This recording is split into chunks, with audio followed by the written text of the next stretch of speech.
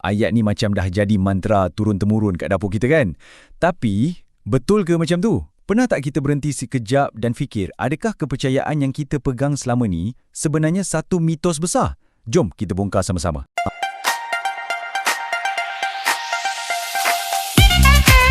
Kalau nak sihat, masak guna minyak sayur. Ayat ni macam dah jadi mantra turun-temurun kat dapur kita kan? Tapi, betul ke macam tu? Pernah tak kita berhenti sekejap dan fikir, adakah kepercayaan yang kita pegang selama ni sebenarnya satu mitos besar? Jom kita bongkar sama-sama. Cuba kita jujur dengan diri sendiri. Bila kita pergi pasar raya, dekat rak minyak masak tu, tangan kita mesti automatik capai minyak jagung, minyak bunga matahari atau minyak soya kan?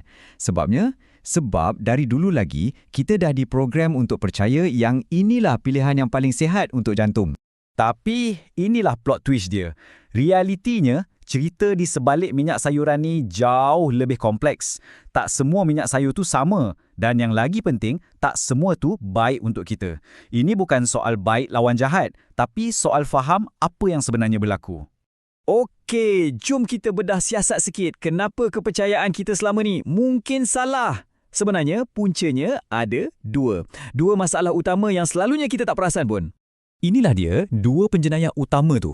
Satu, cara kita guna minyak tu, terutamanya bila kita panaskan dia berkali-kali. Dan yang kedua, apa yang dah sedia ada dalam minyak tu sendiri, iaitu kandungan omega-6 yang melampau tinggi dalam minyak-minyak yang dah diproses secara berlebihan. Jom kita tengok masalah pertama dulu. Kita boleh panggil ia mendera minyak. Dengar pun dah seram kan? Tapi itulah yang kita buat. Bila kita guna minyak yang sama untuk menggoreng, sekali, dua kali, tiga kali, pada suhu yang tinggi, kita sebenarnya tengah merosakkan struktur kimia minyak tu. Kita tukar benda baik jadi racun. Mesti boleh bayangkan kan? Fikirkan kuali dekat gerai goreng pisang tu. Minyak dia dari pagi cerah sampai ke petang dah jadi gelap dan pekat. Ataupun amalan kita kat rumah. Simpan minyak lepas goreng ikan, esok nak bunuh untuk tumis sayur.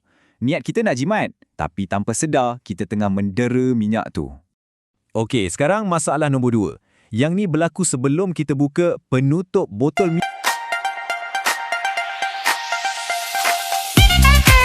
minyak lagi. Bayangkan dalam badan kita ni, kita perlukan keseimbangan antara dua benda penting. Omega-6 dan Omega-3. Ia macam jongkang-jongkit. Omega-6 ni kerja dia cetuskan keradangan, manakala Omega-3 pula lawan keradangan. Nak sihat, jongkang-jongkit ni kena seimbang. Tapi, dalam diet kita sekarang ni, jongkang-jongkit tu bukan setakat tak seimbang. Dia dah patah. Dengan minyak jagung, minyak soya, makanan proses, semuanya penuh dengan Omega-6. Ini buatkan nisbah dia jadi bukan lagi 1:1 atau 4:1, tapi dahsyat 20:1. Bayangkan, untuk setiap satu Omega-3 yang bagus, kita ada 20 Omega-6 yang mencetuskan keradangan. Teruk kan? Jadi, bila minyak dah kena dera dan jongkang-jongkit omega dah hancur, apa jadi pada badan kita? Gabungan dua masalah ni akan mencetuskan dua kesan buruk yang senyap-senyap merosakkan badan kita dari dalam. Kesan pertama ialah keradangan kronik tahap rendah.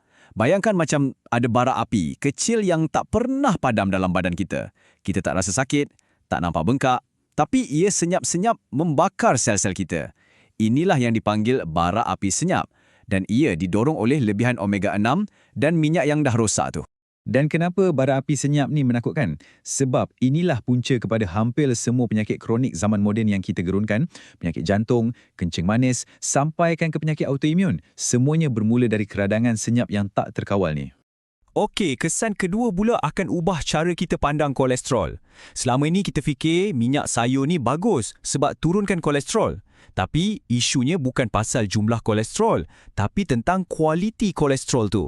Cuba bayangkan kolesterol jahat atau LDL ni macam lori penghantar barang dalam salur darah kita. So bahayanya bukan sebab ada banyak lori, tapi bila lori tu sendiri dah rosak, kemek dan jadi melekit. Inilah yang kita panggil LDL teroksida. Dan apa yang merosakkan lori ni? Gabungan minyak yang didera dan bara api senyap. Itulah. Bila lori dah rosak dan melekit, ia senang tersangkut kat dinding salur darah.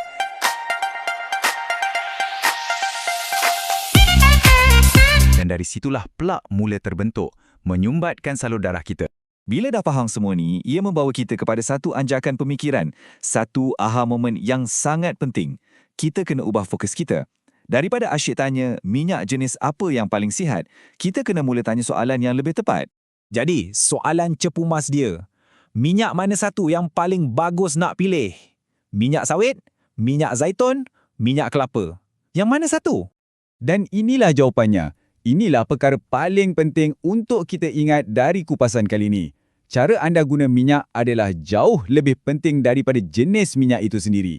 Biar saya ulang, cara kita guna minyak lebih penting dari jenis minyak.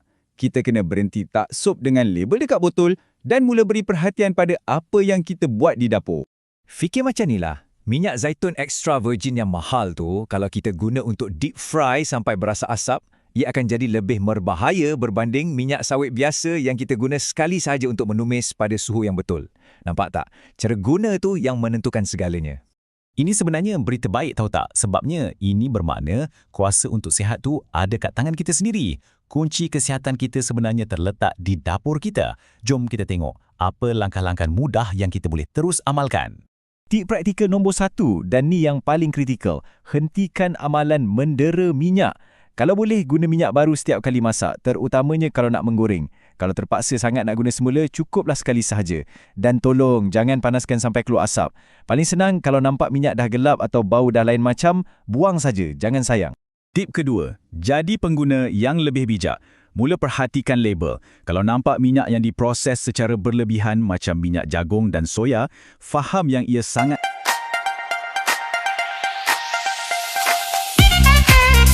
tinggi omega-6. Ini bukan bermakna kena buang terus. Tak, kuncinya ialah kesederhanaan. Kurangkan penggunaan dan yang paling penting, seimbangkan balik jongkang-jongkik itu dengan lebihkan sumber omega-3, macam ikan atau guna minyak zaitun untuk buat salad.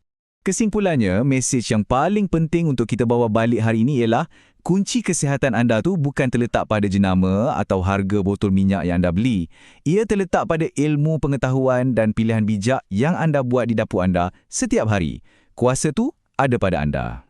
Dan sebagai penutup, saya nak tinggalkan anda dengan satu soalan untuk difikirkan. Bila anda dah tahu semua ni, macam mana ia mengubah cara anda pandang makanan yang anda masak sendiri di rumah berbanding makanan yang anda beli dari gerai atau restoran? Fikirkanlah tentang kawalan yang anda ada di dapur sendiri berbanding ketidakpastian minyak yang digunakan di luar. Mungkin lepas ni soalan di kepada anda bukan lagi sedap ke tak, tapi agak-agak minyak ni dah guna berapa kali ya?